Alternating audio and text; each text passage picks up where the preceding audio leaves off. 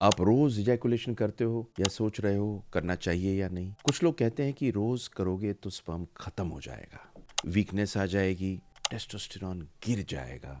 और कुछ लोग कहते हैं कि हेल्दी है, स्ट्रेस कम होता है। तो इसमें सच क्या है? मैं डॉक्टर सुनील जिंदल हूँ, रिप्रोडक्टिव सर्जिकल मेडिकल स्पेशलिस्ट हूँ। 40 साल हो गए मुझे काम करते हुए, और आज हम आपको एक सिंपल सवाल का साइंटिफिक जवाब देंगे। अगर आप रोज इजैकुलेट करते हैं तो बॉडी में क्या होगा? सबसे पहले एक चीज़ का क्लैरिटी दूंगा कि इजैकुलेशन नॉर्मल है, बॉडी का एक नेचुरल फंक्शन है, जैसे खाना पीना सब कुछ।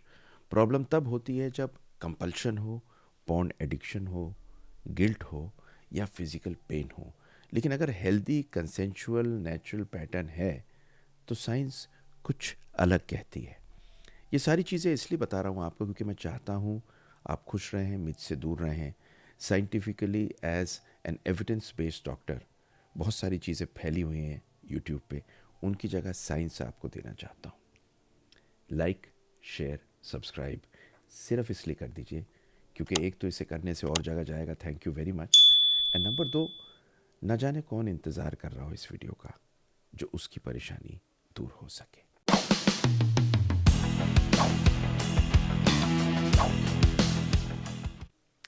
देखिए, स्पर्म काउंट क्या गिरता है?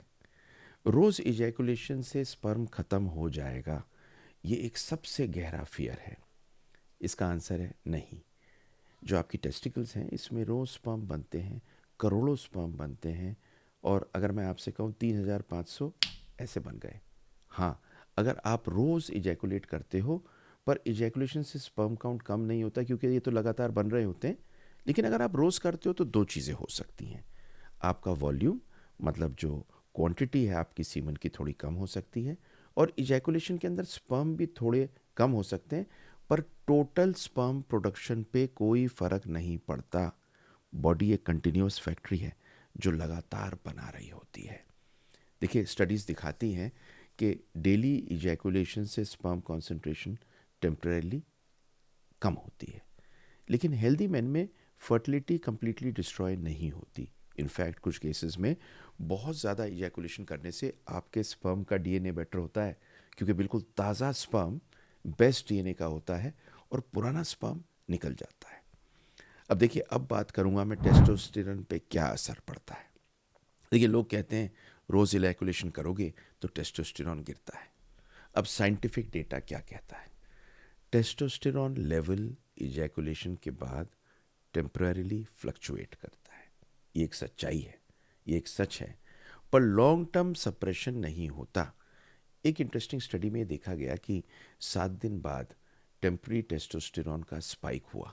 मतलब अगर आप 7 दिन एब्सटेन रहते हैं तो आपका टेस्टोस्टेरोन राइज करता है, पर धीरे धीरे करके वो वापस बेसलाइन पर आ जाता है। तो रोज इजैकुलेशन करने से टेस्टोस्टेरोन परमानेंटली डाउन नहीं होता। अगली चीज़ आती है प्रोस्टेट के हेल्थ की। देखिए, मैंने आपको स्पर्म की बात की, नंबर 1, नंबर 2 टेस्टोस्टेरोन की बात की, और अब करूँगा प्रोस्टेट हेल्थ की बात। ये बड़ा इंपॉर्टेंट पॉइंट है क्योंकि रिसर्च ये दिखाता है कि रेगुलर इजैकुलेशन से प्रोस्टेट के कैंसर का रिस्क कम होता है। क्यों होता है? प्रोस्टेट के अंदर कंजेशन कम होती है, और कुछ स्टडीज़ ने सजेस्ट किया है कि जो आदमी ज़्यादा फ्रीक्वेंटली इजैकुलेट करते हैं उनमें प्रोस्टेट कैंसर का रिस्क कम होता है। इसका मतलब ये नहीं है कि जितना ज़्यादा उतना बेहतर, मॉडरेशन में कर लीजिए। ये एक स्टडी है जिसके बारे में मैं आपको बता रहा हूँ। अब अगली चीज़ आती है ब्रेन और डोपामीन। ये सबसे इम्पॉर्टेंट है। देखिए, हेल्दी इजैकुलेशन एक प्रॉब्लम नहीं है, पर कंपल्सिव पॉर्न ड्रिवन बिहेवियर एक प्रॉब्लम है। रोज़ इजैकुलेशन अगर करते हो उससे स्ट्रेस रिलीफ हो सकता है, इमोशनल बॉन्डिंग हो सकती है, नेचुरल इंटीमेसी हो सकती है, लेकिन ये गायब भी हो सकती है। क्यों? क्योंकि अगर आपको पॉर्न एडिक्शन है, आपको गिल्ट है, एक एंजाइटी है, और इरेक्टाइल वीकनेस डेवलप इसकी वजह से हो जाती है, तो उल्टा हो जाता है। मेरे पास में बहुत यंग बॉयज़ आते हैं। इनफैक्ट कल ही क्लिनिक में एक लड़का आया था, अनमैरिड था, 24 साल उम्र थी, टेंशन में था, बोला एंजाइटी डिप्रेशन में हूँ। मैंने कहा क्या हुआ? बड़ी इंटरेस्टिंग चीज़ कहता है। कहता जब मैं स्कूल में था, चौथी कक्षा में, तब से मैस्टरबेट कर रहा हूँ। मैंने कहा चौथी कक्षा में? बोला हाँ। मेरे को उसी टाइम पर फ़ोन ला के दिखा दिया गया था और नया नया फ़ोन था। मैं देख के बड़ा ताज्जुब किया मैंने, और फिर मेरे को पॉर्न एडिक्शन हो गई। उसके अंदर बहुत बड़ा गिल्ट था कि मैंने गलती कर दी। उसके अंदर एक टेंशन थी, एक परेशानी थी और एडिक्ट था।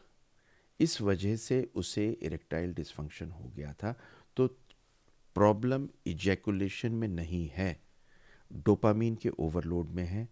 ब्रेन को कांस्टेंट स्टिमुलेशन मिलता है जब पॉर्न से, तो ये प्रॉब्लम पैदा होती है। अब क्वेश्चन है, डेली इजैकुलेशन प्रॉब्लम कब बन सकती है? तो डेली इजैकुलेशन प्रॉब्लम तब बन सकती है अगर आपको थकावट हो, अगर आपको पेल्विक में पेन हो, अगर इरेक्शन कम होने लगा डेली की वजह से, परफॉर्मेंस में एंग्जाइटी होती है कि पता नहीं कर पाऊंगा नहीं कर पाऊंगा प्रॉपर्ली, पॉर्न पे डिपेंडेंसी हो जाए, और फर्टिलिटी की प्लानिंग चल रही है। तो अगर आप कंसीव करने की कोशिश कर रहे हैं तो आपको इसका एक छोटी सी एरिया में बताता हूँ कि डेली इजैकुलेशन से स्पर्म टेम्परली रिड्यूस होते हैं, पर फर्टिलिटी विंडो में अगर एक दिन रोज़ या एक दिन छोड़ के एक दिन करते हैं तो उनका असर अच्छा होता है। तो आप 48 आवर्स में कर सकते हैं, ज़रूरी नहीं कि आप रोज़ करें। अब मैं आपको एक फर्टिलिटी का पर्सपेक्टिव देता हूँ। ये सब मैरिड आदमियों के लिए इम्पॉर्टेंट है। अगर आप ट्राई कर रहे हैं बेबी के लिए, रोज़ इजैकुलेशन ज़रूरी नहीं है। बेस्ट फ्रीक्वेंसी फर्टाइल पीरियड में। देखिए, फर्टाइल पीरियड अगर आपकी 28 डेज़ की साइकिल है तो 10वें दिन से 16वें दिन के बीच में बैठता है। इसके ऊपर मेरी बहुत सारी वीडियोज़ हैं, आप देख लीजिएगा। तो बेस्ट फ्रीक्वेंसी है 1 to 2 डेज़। बहुत लॉन्ग एब्सटिनेंस कोई बहुत अच्छा नहीं होता है, क्योंकि पुराने स्पर्म्स का डीएनए भी थोड़ा डैमेज किया हो सकता है। तो बैलेंस की है। लेकिन इसके साथ में एक चीज़ बड़ी इंपॉर्टेंट है, और वो इम्पॉर्टेंट है कि आपका लाइफस्टाइल, आपका सुबह का उठना, आपकी एक्सरसाइज, आपकी स्लीप, आपका खाना, ये सब बिल्कुल परफेक्ट हों। इसे बोलते हैं ऑप्टिमाइजेशन ऑफ मेल हेल्थ। और अगर आप पॉर्न कर रहे हैं तो पॉर्न को आपको छोड़ना है, कोई कन्फ्यूजन नहीं है। आपको कौन सी एक्सरसाइजेज ऐसी करनी है जो स्पेसिफिक आपके सेक्सुअल हेल्थ के लिए हैं, वो आपको समझनी है। और ये सब चीज़ें करने के लिए अगर आपको प्रॉब्लम है तो आप या तो किसी डॉक्टर को विज़िट कर सकते हैं, या किसी सेक्स साइकोथेरेपिस्ट के पास जा सकते हैं, काउंसलर के पास जा सकते हैं, या ये सारी चीज़ें मैंने एक जगह दे दी हैं। जिन लोगों को ज़रूरत है, it is the best thing to do, because just like a Netflix movie, you can go through this whole particular program. This is the complete program which you need. Link मैंने दिया हुआ है, क्यूआर कोड मैंने दिया हुआ है। अगर आप चाहें तो इसको ले सकते हैं, क्योंकि ये आपकी बैलेंस को प्रॉपर कर सकता है। देखिए, इजैकुलेशन वीकनेस का साइन नहीं है, ये एक मैस्कुलिनिटी या मर्दानगी का मेजर नहीं है। बॉडी को ओवर थिंकिंग या ज़्यादा नुकसान होता है आपके सोचने से, इजैकुलेशन से कम। तो shame plus fear plus guilt ज़्यादा बड़ी प्रॉब्लम है। एंड में आपको एक ही चीज़ बताता हूँ, अगर आप इजैकुलेट डेली कर रहे हैं तो स्पर्म प्रोडक्शन बंद नहीं होती, टेस्टोस्टेरोन परमानेंटली गिनता नहीं है, प्रोस्टेट डैमेज नहीं होता, और फर्टिलिटी डिस्ट्रॉय नहीं होती। पर आखिरी सेंटेंस को सुन लीजिए, over use plus addiction plus lifestyle issue equal to problem. Healthy mind, healthy body equal to healthy sexuality. इसको पूरा करने के लिए I have got something amazing for you. If you wish, just take it right away. Link दिया हुआ है मैंने description में। पर आखिर में एक ही चीज़ कहूँगा कि आप कंफ्यूज्ड हो या गिल्टी फील कर रहे हो तो याद रखिए, सेक्सुअल हेल्थ बहुत खूबसूरत चीज़ है। ये फिज़िकल और मेंटल बैलेंस की वजह से होता है। और अगर आपको ED, low libido, fertility concern है तो साइंस बेस्ड ये ट्रीट हो सकता है।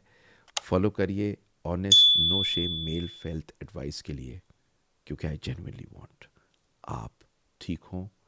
लाइक, शेयर, सब्सक्राइब कर दीजिए और देखिए मेरी नेक्स्ट वीडियो, क्योंकि ये बड़ी इंपॉर्टेंट है आपके लिए।